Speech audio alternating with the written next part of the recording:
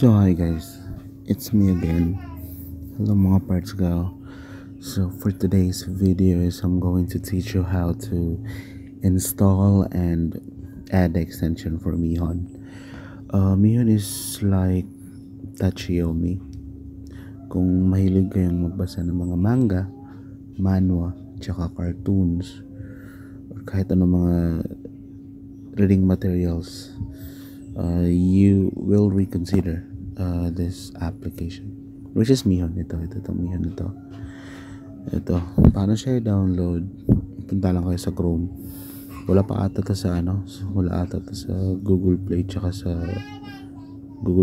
sa ano ang tawag doon? Yung isa Google Play tsaka sa iPhone. Wala pa ata to. So, search mo lang Mihon latest APK. Itong first na to, itong download. Click nyo lang yan. Tapos click nyo itong Mihon version 0.17.1.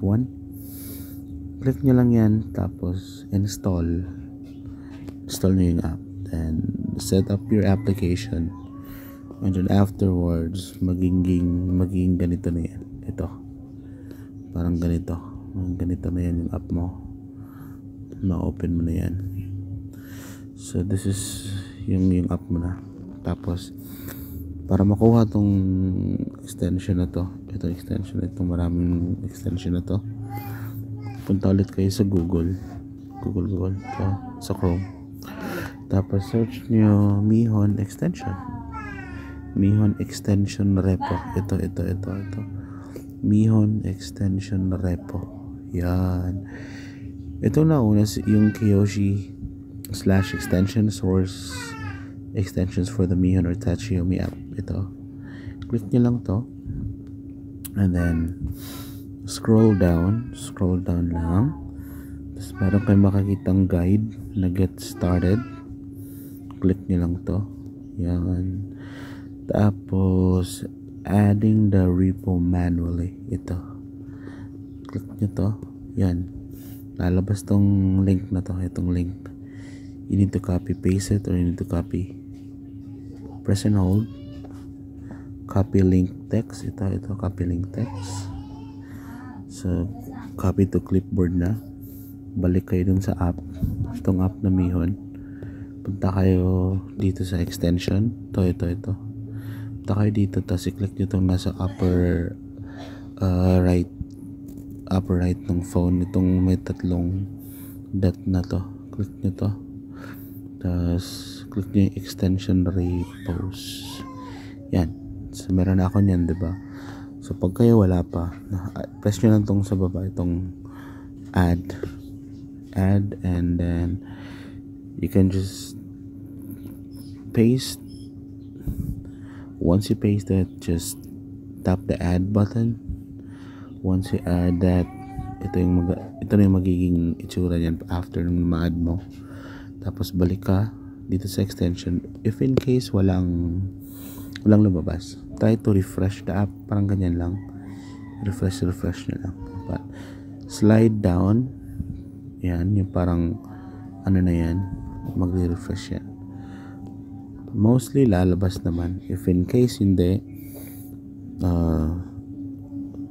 you can close the app and you can relaunch the app itself. Yun. Tapos go back to browse. Itong browse ito. Then click itong extension, then refresh. Lalabas yan. From A to Z, kung makakita nyo, 1 to 0, A to Z, lahat ng extension nandito na. For example, magda-download tayo ng ano bang download natin? Yung Asura. May Asura na kasi ako. Baka ano lang, hanap tayo ng ibang scans. Scan. Maganda. Try Eros Galaxy Goda. Hintayin po ito. Ito lang ano maganda dito. May Asura na kasi. Try natin Ito try natin. Ang magandang pangalan. Dahil itong Murim scan. Download nyo lang. Just install. May iba, mag-aano pa yung iba. Parang mag-ask ng permission to add or to install the app whatsoever. Ay, approve nyo lang. Ito install. I-install yan. Completed na daw. Check nyo sa source. Wala pa sa source. Ito yun sa pinakataas.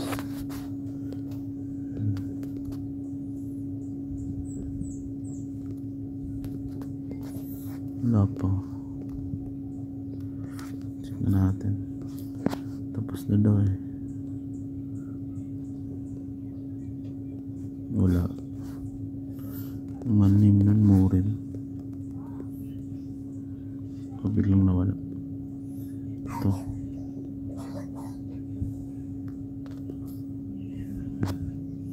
Tapos na. Nandito na siya. Lumabas na siya dito. Pwede mo siyang i-click naturally. Lalabas yung mga yung mga app, yung mga lahat ng nandun. Tapos pag i-click nyo naman tong latest is yung mga bagong updates or anime or manga na ginawa ng app na yan or ng ano ba yan, ginawa ng extension na diba, biglang dumami. So ganun lang. For example, gusto nyo mag-add ng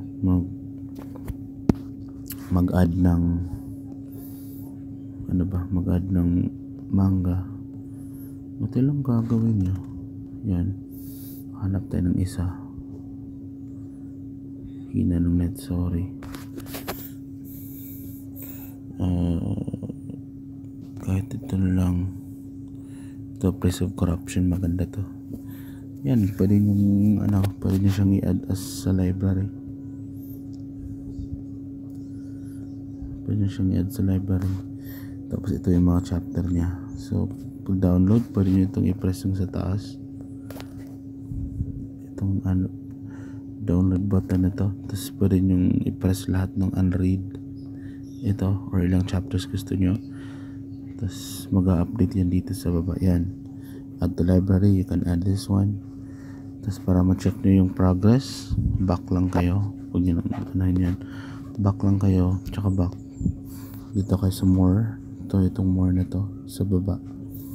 Click more and you can go directly to the download queue.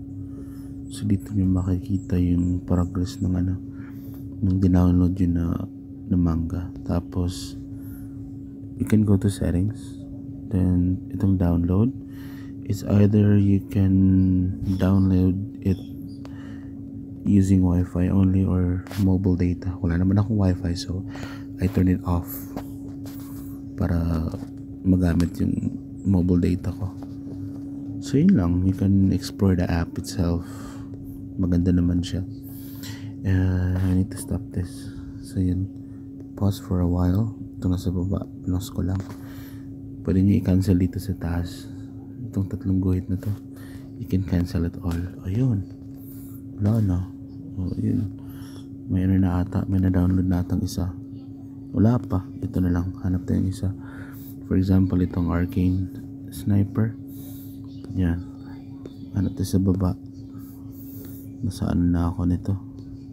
Episode chapter 1. Click nyo lang yan, tapos pwede nyo i-click yung gitna kasi first nung ito pa ata default, ito ata yung lalabas na pag click mo, ito yung lalabas na default na setup ng app. Yan, pangit, side by side lang. So ang gagawin nyo para makabasa kayo ng maganda, click nyo lang yung center, click nyo tong logo ng settings, click nyo tong it's either long strip with gaps or long strip. Yan, yun lang, yung long strip with gap. Yan, scrolling down lang. You can also use your yung volume button sa baba. Hindi Bakit hindi? Ayun, kung basta yun. So hope you enjoyed this one. Please comment, like, and subscribe to my channel. So if you have any questions or concern, you can feel free to comment. So bye guys.